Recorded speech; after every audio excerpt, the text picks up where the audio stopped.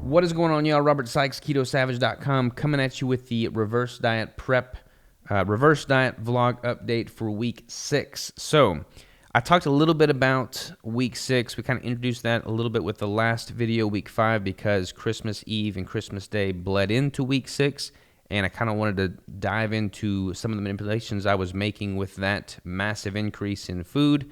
Again, to kind of recap, last week on Christmas Eve and Christmas Day, I had about 8,000 calories both days, 95 grams of total carbs both days coming from keto treats. I talked about what that did to my blood sugar, which was pretty much nothing. Talked about the GI distress and just kind of some of the variables there.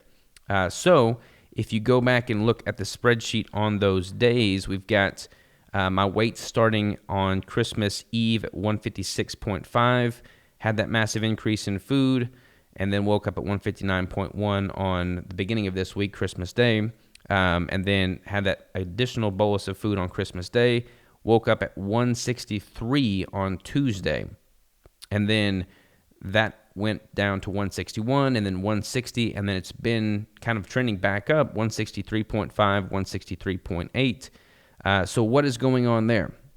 I pretty much had flushed out majority of the water that came from that massive increase in food. However, I had a delayed shipment in my electrolytes this week, so not a great week for additional variables to come in because that massive bolus of food on Christmas Eve and Christmas Day acted as quite the variable in and of itself, but things happen. So my potassium that was supposed to get delivered did not get delivered, but I've maintained pretty much my consistent sodium intake, so my electrolyte balance has been a little bit off this week.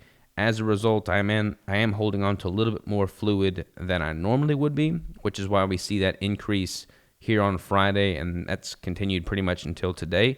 However, that shipment of potassium is supposed to get delivered today, so I'll just reincorporate that back into my routine. That should stabilize things from an electrolyte standpoint, and I should flush out any additional fluid that I'm holding on to, and my weight should return to what it should be at this point in the reverse diet.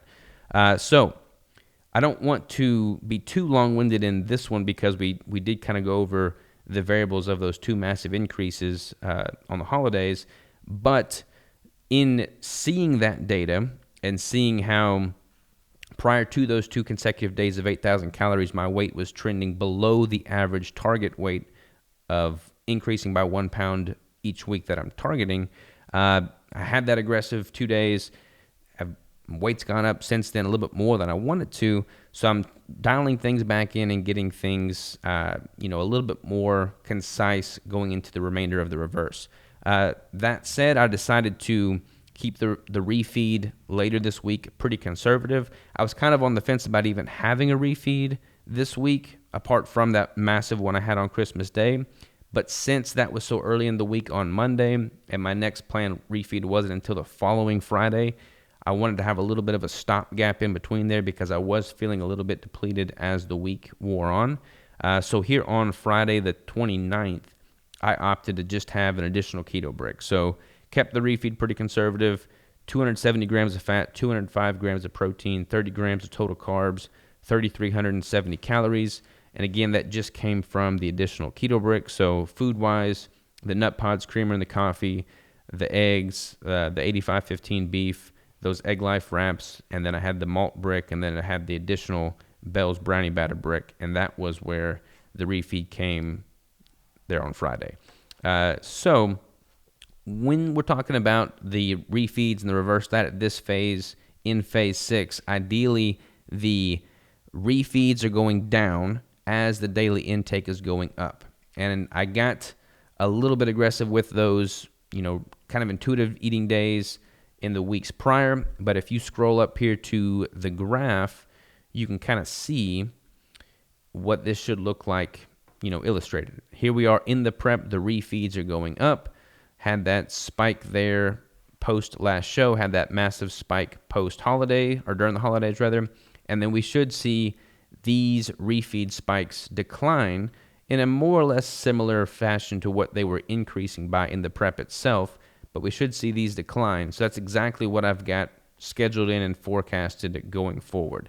So with that additional brick that I had on Friday the 29th's refeed, that brought me to the 270 mark, 205 mark, 30 gram total carb mark. So the following refeed, coming up into week 7, we'll just see a decline there. This is tentative macros. I may adjust this a little bit. Probably will adjust this a little bit, but we'll see these refeed numbers start to drop as the weekly numbers start to increase. So my daily intake all throughout this week, apart from the refeeds, has been 180 grams of fat, 170 grams of protein, 15 to 20 grams of total carbs. So that's pretty much what we're looking like there. And the fat ratio is hovering right around 69, 70% or so. So that's pretty much where I've been there from a nutritional standpoint. Now, when it comes to the weight overall, again, I am holding a little bit additional fluid weight because of that massive increase on Christmas Eve and Christmas Day, and because I don't have my proper electrolyte balance dialed in right now with that potassium getting delayed. But all in all, I feel really good about the way I look. I feel really good in general at this weight. So I can see myself holding probably 160 to 165 for a little bit longer, just because I like the way things are feeling and looking. I can feel like my strength and energy is coming back. There are definitely times throughout the week where I get a little bit more depleted, and that wears on me some. I've been doing cardio still. Actually did not put this in here, but on Sunday, 12:31, I did 15 minutes at level 15. Actually, I did 25 minutes, my bad. 25 minutes at level 15 on the stairmaster. That felt really good. Like when I was super depleted, 25 minutes at level 15 and 16 was a grind. Now that I've got more food coming in, now that I have got more fluid in, and I'm just in a little bit more of a higher intake than I was, that 25 minutes kind of flew by, and I enjoyed the cardio. I've still been doing pretty consistent posing. I've even still hit my posing routine a few times to not lose that ability as well. So I've kept my routines pretty well consistent. I feel great. I've got more energy, and I'm excited to just keep bringing things up. I'm not nearly as food focused as I am, or as I was in the prior weeks. I'm still definitely thinking about it, still on my mind. I'll still have some Miracle Rice as a way to get more volume in. But all in all, I'm not just fixated on food and thinking about that all day long, which is also a big relief, because, when you just fixate on food and that becomes like an obsession, it distracts from other areas of your life. So not having that as the primary focus that's always gnawing at you on the top of your mind is a good thing. So that has been more sustainable these past few days as well. I do have some company coming into town this week. I may change the timing of the refeed and the amounts a little bit, but all in all, I do want to adhere a little bit closer to this structure and protocol of refeeds dropping each week, daily intake increasing each week, just so I can make things more sustainable and then balance things out. We are going into January now, 2024, and I'm pretty much going to be sticking to a meat and bricks protocol. Like, this is World Carnivore Month. Everybody's pretty much doing carnivore now. I tend to gravitate towards a meat and bricks approach because a lot of people don't consume ample dietary fat when they're only consuming carnivore. And if you obviously aren't consuming enough fat, you're not going to be performing optimally from an energy standpoint or hormonally speaking. So I'm pretty much just going to remove a few additional variables, stick to the meat and bricks, and make things simple going forward into January. So I'm excited about that.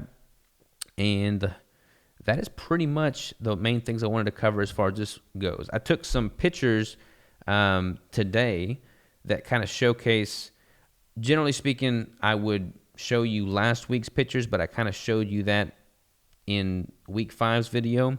So the pictures that you're seeing right now are taken today, the 1st, and this kind of illustrates that additional fluid that I'm holding as a result of that electrolyte imbalance.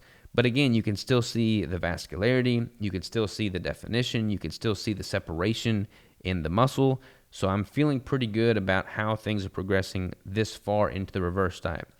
A general rule of thumb is to target between a 5 to 10% increase in stage weight at about the 6-week out mark, which is kind of where we're at now.